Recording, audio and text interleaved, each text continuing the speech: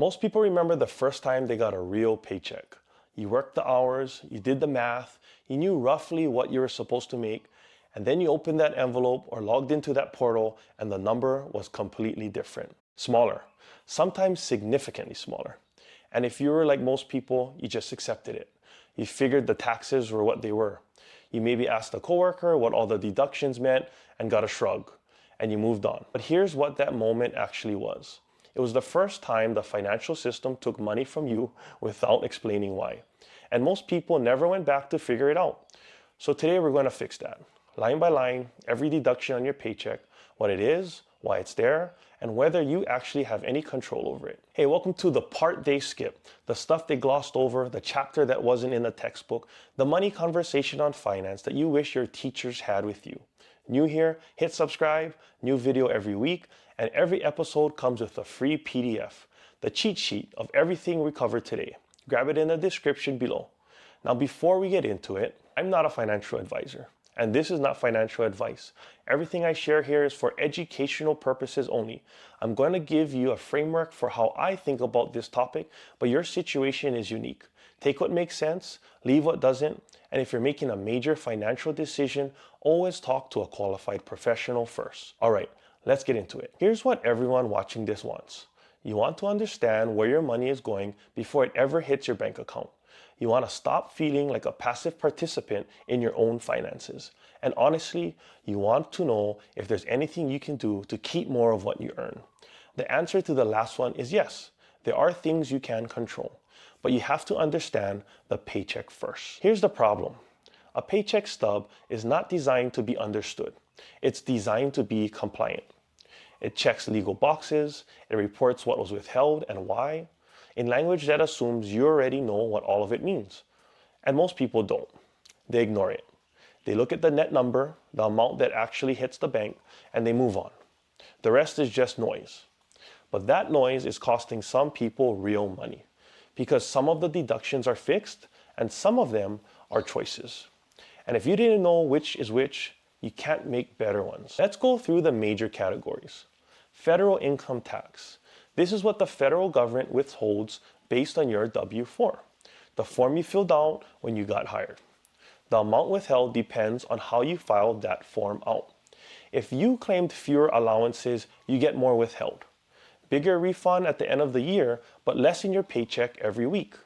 If you claimed more, you keep more now, but potentially owe at tax time. Neither is automatically better. It depends on your situation. State income tax, same concept as federal, but for your state. Not every state has one. If you live in Texas, Florida, Nevada, Washington, or a handful of others, this line doesn't exist on your stub. If it does exist, the rate varies significantly by state. Social Security. This is a flat percentage of your gross income up to an annual earnings cap. It funds the Social Security program. You don't have a choice here. It comes out regardless. Medicare. Similar to Social Security, a flat percentage, no opt-out, goes towards the federal health insurance program for people over 65. These four, federal tax, state tax, Social Security, Medicare, are what most people see when they look at their stub and feel confused. But then there are the voluntary deductions, and this is where it gets interesting. Health insurance premium. If your employer offers health insurance and you elected coverage, your portion of the premium comes out of your paycheck, pre-tax in most cases. Pre-tax means it reduces your taxable income, which is actually a benefit even though it reduces your take-home. 401k or retirement contribution. If you're contributing to your employer's retirement plan, this comes out pre-tax as well. This is one of the most powerful lines on your paycheck. Every dollar you put here reduces your taxable income dollar for dollar and grows tax deferred over time. HSA or FSA contributions, health savings accounts, and flexible spending accounts. Pre-tax contributions towards medical expenses. Again, reduces taxable income, a benefit disguised as a deduction. Life insurance, dental, vision. These vary by employer and by what you elected during your open enrollment. Here's the thing most people miss: the voluntary pre-tax deductions. Retirement contributions, health insurance, HSA are not just money leaving your paycheck. They are money moving into a better position.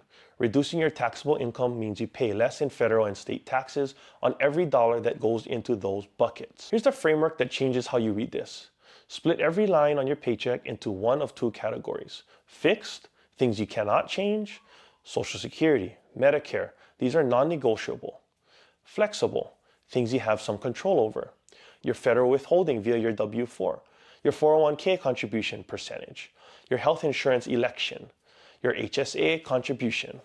The flexible lines are where your decisions live, and most people have never been told they can touch them. Here's a specific example of how I think about this. If you're not contributing enough to your 401k to capture your full employer match, you're leaving part of your compensation on the table. Your employer has agreed to add money to your retirement account based on what you contribute. If you're not hitting that threshold, you're working for less than your full pay without knowing it. The W-4 is another one worth revisiting. If you consistently get a large tax refund every year, that means you overpaid the government throughout the year and they're giving it back to you. That's not a bonus. That's an interest-free loan you gave the government with your own money. Adjusting your W-4 to withhold less means more in your paycheck every week that you can put to work immediately. Here's the action framework. Pull out your most recent pay stub right now or log in and find it online.